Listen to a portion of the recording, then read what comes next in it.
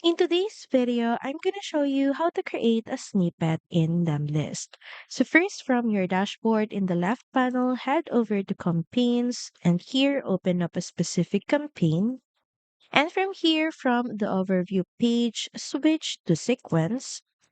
And here inside the email editor, write the message you want to reuse. So it could be an intro, follow up, or CTA.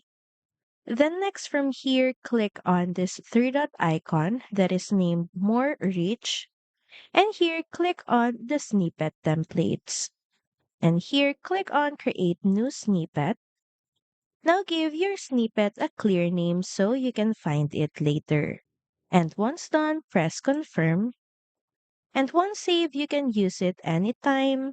And it's perfect for speeding up personalization while keeping your messaging consistent. Thank you for watching this video. Also, feel free to use our affiliate link in the description. Bye!